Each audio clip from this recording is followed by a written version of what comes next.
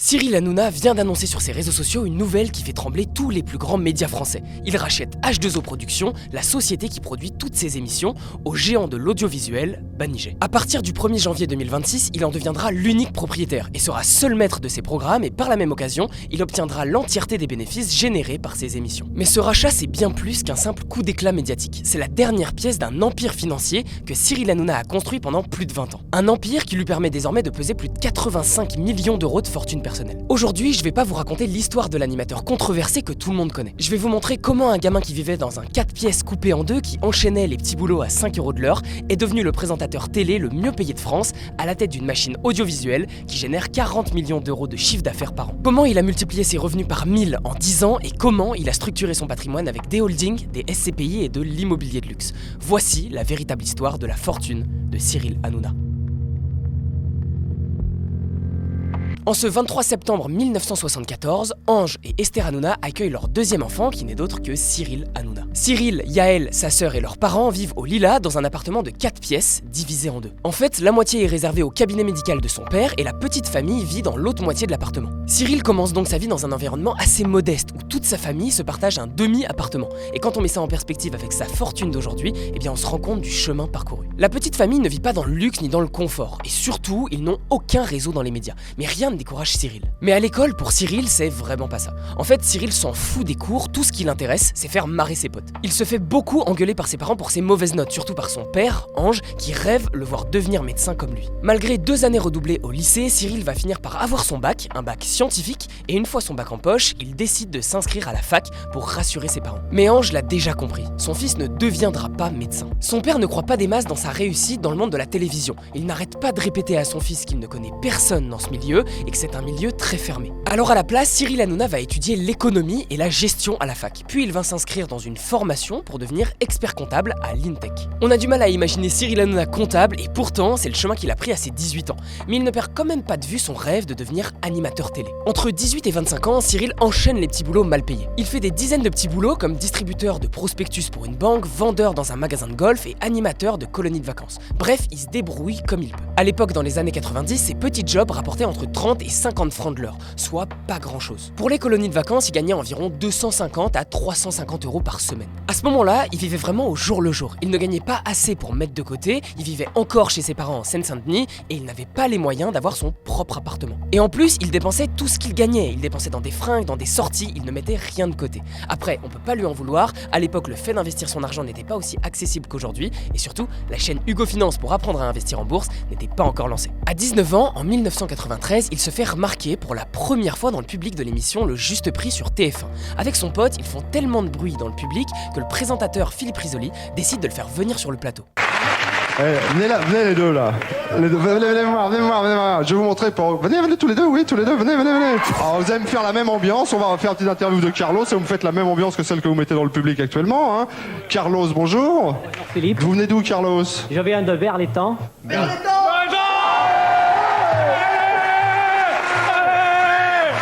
Et vous avez gagné quoi cette semaine Carlos? J'ai gagné un caméscope Ouais.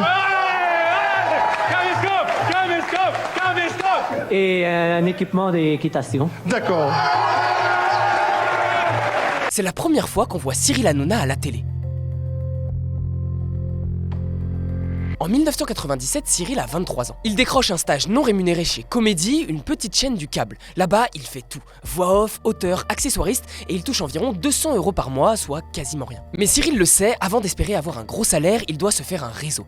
Alors il accepte ses jobs précaires pour pouvoir petit à petit monter en grade. En 2002, c'est le tournant pour Cyril. Le présentateur Arthur, déjà une star de la télé française à l'époque, le repère et lui propose de rejoindre l'équipe du Morning Live sur M6. C'est là que Cyril devient pour la première fois chroniqueur. Son salaire est à l'époque d'environ 1750 € par mois. C'est la première fois qu'il gagne un vrai salaire, alors il n'est pas encore riche, mais au moins il peut arrêter de vivre chez ses parents. La même année, il décroche aussi une émission sur Fun Radio, aux côtés de Arthur, et là il commence à cumuler les cachets. Entre la radio le matin et la télé l'après-midi, ses revenus grimpent autour de 3000 à 4000 € par mois. Cyril commence à avoir de quoi se faire plaisir. Cyril ne pense pas une seconde à épargner son argent. Il profite de la vie, s'achète des vêtements de luxe, dépense dans des restaurants, il profite de l'argent qu'il gagne et rattrape toutes ces années de précarité. Nous sommes maintenant en septembre 2003, à Paris, et c'est à ce moment que la vie de Cyril prend un nouveau tournant. Et cette fois, ce n'est pas à son avantage. Cyril a 29 ans, il vient de se faire virer de RTL après une blague qui n'est pas passée. Cyril perd son job d'animateur et il se retrouve au chômage pendant plus d'1 an. Pendant cette période, il vit grâce aux allocations chômage, et surtout grâce à sa compagne de l'époque, Émilie, qui travaille dans la communication. Il passe ses journées affalé dans le canapé, à jouer à la PlayStation, à manger des chips et à boire du coca. Financièrement, c'est la catastrophe. Il n'a aucune épargne, il n'a jamais rien mis de côté et il dépend entièrement de sa femme, Émilie. À 30 ans, Cyril Hanouna est fauché, sans projet, sans perspective, que ce soit au niveau professionnel ou financier. Il faudra attendre 2005 pour qu'un coup du destin vienne tout changer. En 2005, Cyril Hanouna revient à la télé. Il commence à animer plusieurs émissions sur France Télévisions, des jeux, des bêtisiers, des divertissements, des formats où il est le meilleur. À ce moment-là, ses revenus explosent. Il passe de 0 € de revenus à environ 8 000 € par mois. En 2006, il décroche l'animation de plusieurs émissions en parallèle. Il cumule télé, radio et quelques pubs.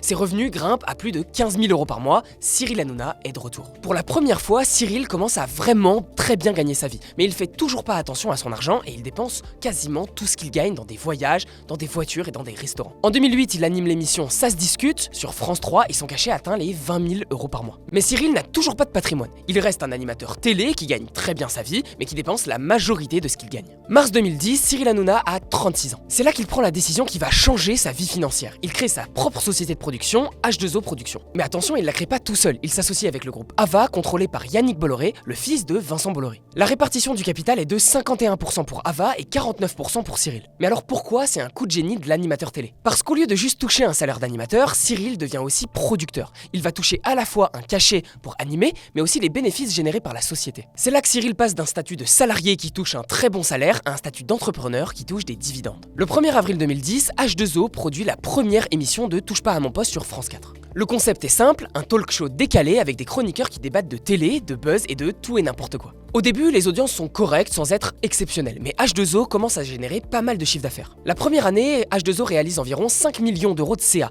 et Cyril, avec ses 49%, touche environ 500 000 € de dividendes en plus de son salaire d'animateur. Grâce à sa société H2O, Cyril dépasse pour la première fois les 1 million € de revenus par an.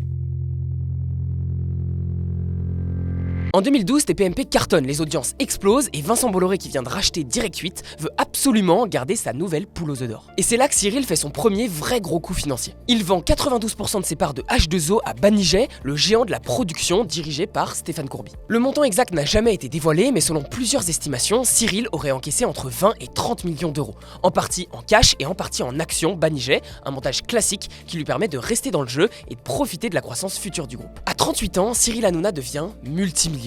Il garde 5% des parts d'H2O et reste producteur exécutif. Il continue à toucher son salaire d'animateur, ses dividendes, mais maintenant, il est officiellement riche. Avec cet argent, il commence enfin à investir. D'abord en immobilier, il achète un appartement à Paris, une villa à Cannes et il diversifie aussi avec des investissements dans des petites boîtes dans la restauration et des investissements privés. Mais surtout, il change son rapport à l'argent. Il comprend enfin qu'il doit faire travailler l'argent pour lui, pas juste le dépenser. En 2015, Cyril change de dimension une nouvelle fois. Vincent Bolloré veut absolument garder Cyril Hanouna sur C8 et pour ça, il va devoir dépenser gros. TPMP fait des audiences énormes. L'émission représente à elle seule 50% du chiffre d'affaires de la chaîne. Bolloré signe un contrat de 250 millions € sur 5 ans avec H2O Production, désormais détenu par Banijay. Cyril, lui, touche un salaire d'environ 40 000 € par mois pour animer TPMP, soit près d'un demi-million d'euros par an de salaire. Mais ça, c'est que la partie visible de ses revenus. Il touche aussi des dividendes sur ses 5% restants dans H2O, il touche des revenus de ses autres émissions comme Balance ton poste et Face à Baba, et il touche aussi des contrats publicitaires. Au total, ses revenus annuels dépassent les 2 millions €.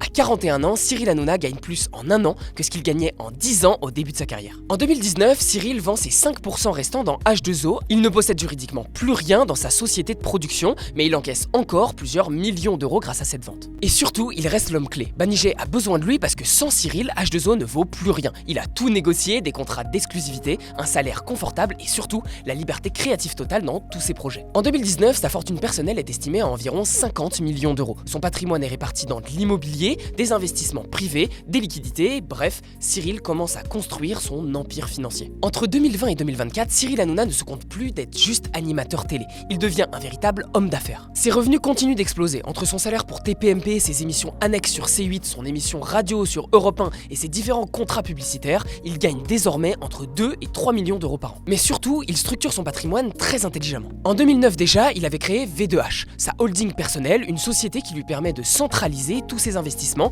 et d'optimiser sa fiscalité. V2H, c'est le cerveau financier de l'empire Hanouna. Cette holding détient ses participations dans différentes entreprises, elle reçoit les dividendes de ses investissements et lui permet de réinvestir sans payer d'impôts à chaque opération. C'est le montage classique des entrepreneurs qui veulent faire grossir leur patrimoine et Cyril Hanouna le maîtrise à la perfection. Sa mère Esther a même été dirigeante de V2H pendant plusieurs années, un montage très familial comme beaucoup de grandes fortunes françaises. En 2022, c'est le jackpot pour Cyril. Banijay est introduit en bourse et Cyril, qui détient des parts dans le groupe, voit la valeur de ses actions exploser. À ce moment-là, sa fortune personnelle est estimée à 85 millions d'euros. Côté immobilier, Cyril devient un vrai investisseur. Il achète une villa à Cannes estimée à environ 4 millions d'euros, une propriété à Boulogne-Billancourt, des biens à New York et Los Angeles pour plus de 5 millions d'euros. Et en 2024, il fait l'acquisition d'un terrain de 5000 m² à Saint-Tropez, avec une villa, un terrain de paddle privé, un étang et le tout entouré de vignes. Et pour gérer tout ça proprement, il crée en 2024 une SCI, la SCI STVM. Une SCI, c'est une société civile immobilière. Ça permet de détenir ses biens immobiliers dans une structure séparée pour optimiser sa fiscalité et préparer sa succession. Les dirigeants de cette SCI sont évidemment Cyril Hanouna lui-même et sa holding V2H. Au total, son patrimoine immobilier est estimé à environ 15 millions d'euros. Il investit aussi dans d'autres secteurs comme la restauration, des salons de coiffure et de beauté, du tourisme, du conseil juridique en ligne. Bref, Cyril Hanouna diversifie au maximum son patrimoine. L'Arcom, le régulateur de l'audiovisuel, décide de ne pas renouveler la fréquence de C8. La raison est simple, la chaîne du groupe Bolloré a accumulé plus de 7,6 millions d'euros d'amende à cause des dérapages de Cyril Hanouna. C8 décide d'arrêter d'émettre TPMP à l'écran, la chaîne qui a vu grandir Cyril Hanouna s'arrête du jour au lendemain. Pour n'importe qui, ça aurait été un gros coup dur, mais pas pour Cyril Hanouna, parce que entre-temps, il a négocié et anticipé ce problème. Dès septembre 2025, il revient sur W9, une chaîne du groupe M6, avec une nouvelle émission, Tout beau tout neuf. Même concept, même chroniqueur, même formule, juste un nouveau nom et une nouvelle chaîne. Et surtout, il a gardé ses relations avec Banijay et ses parts dans le groupe. Mais il comprend une chose, s'il veut vraiment être libre, vraiment être maître de son destin, il doit reprendre le contrôle total de sa société de production. Le 6 novembre 2025, Cyril Hanouna publie un communiqué qui fait trembler le monde des médias français. Il rachète 100% des parts d'H2O Productions à Banijay. Le rachat sera effectif au 1er janvier 2026 et il redevient l'unique propriétaire de sa société de production. Le montant de l'opération n'a pas été dévoilé, mais on parle d'une société qui génère entre 34 et 46 millions d'euros de chiffre d'affaires par an et jusqu'à 5,5 millions d'euros de bénéfices nets certaines années. En rachetant H2O, Cyril Hanouna récupère les droits sur Tout beau tout neuf, sur tous les formats qu'il a créés et il récupère aussi la capacité de produire et vendre ses émissions où il veut et quand il veut. Et surtout, il récupère 100% des bénéfices générés par H2O. Avant, Banijay empochait les millions générés par H2O, mais maintenant, c'est Cyril qui va tout empocher. Il a vendu H2O en 2012 pour 20 à 30 millions d'euros, il a laissé Banijay gérer et assumer les risques pendant 13 ans, et aujourd'hui, il rachète pour reprendre le contrôle au moment où il a l'infrastructure, l'expérience et le réseau pour exploiter ça en indépendant. Dans son communiqué, Cyril déclare « Je souhaitais reprendre ma liberté, être le maître à bord ». François Riahi, directeur général de Banijay, confirme « On se quitte entre bons amis ». Et effectivement, Cyril reste actionnaire du groupe Banijay. Les ponts ne sont pas coupés, mais désormais, Cyril Hanouna est au contrôle de son empire. Alors aujourd'hui, comment l'empire de Cyril Hanouna est-il organisé? C'est très simple et en même temps c'est très bien pensé. Au sommet, il y a Cyril Hanouna lui-même. En dessous, il y a sa holding personnelle V2H. V2H détient deux choses principales. D'un côté, la SCI STVM qui détient tout l'immobilier, la villa à Saint-Tropez, celle de Cannes, les biens à Paris et à Boulogne et potentiellement d'autres à venir. De l'autre côté, à partir de janvier 2026, V2H détiendra 100% de H2O Productions. Alors, comment ça marche concrètement? W9 paye H2O Productions pour produire l'émission, disons 40 millions d'euros par an. H2O utilise cet argent pour payer les salaires des chroniqueurs, les techniciens, les décors, le tournage, mais aussi le salaire de Cyril lui-même en tant qu'animateur. Après toutes ces dépenses, il reste un bénéfice, entre 3 et 5 millions d'euros par an selon les années. Ce bénéfice, H2O le reverse à son unique actionnaire, V2H, la holding de Cyril. V2H utilise cet argent pour plusieurs choses. D'abord payer des dividendes à Cyril, mais aussi financer des achats immobiliers via la SCI STVM et investir dans d'autres projets. Et tout ça avec une optimisation fiscale maximale grâce au régime mère-fille qui permet de transférer les dividendes entre sociétés sans payer d'impôts. C'est le montage classique des grandes fortunes et Cyril Hanouna l'a parfaitement exécuté. Alors, combien pèse vraiment Cyril Hanouna aujourd'hui? D'après les estimations les plus sérieuses, notamment après l'introduction en bourse de Banijay en 2022, sa fortune personnelle est évaluée à 85 millions d'euros. Détaillons d'où vient cette fortune. D'abord, Cyril détient environ 15 millions d'euros en immobilier à travers ses villas, ses appartements, ses terrains, tout ça détenu à travers la SCI STVM. Il détient aussi environ 10 à 15 millions d'euros en liquidités et placements financiers, c'est l'argent qu'il a encaissé en vendant H2O en 2012 et 2019 et qu'il a intelligemment placé. Ensuite, il a environ 5 5 à 10 millions d'euros en participation dans diverses entreprises de restauration, de beauté, de tourisme, et surtout ses parts dans Banijé. À partir de 2026, il faut ajouter la valeur de H2O Productions, une société qui génère 40 millions d'euros de CA par an et 3 à 5 millions d'euros de bénéfices. Une société qui vaut facilement entre 30 et 50 millions d'euros. Si on fait le calcul, Cyril Hanouna pèse facilement entre 85 et 100 millions d'euros aujourd'hui. Et chaque année, il continue à générer des revenus conséquents. D'abord son salaire pour animer Tout Beau Tout Neuf, qui est de quasiment un demi-million d'euros par an.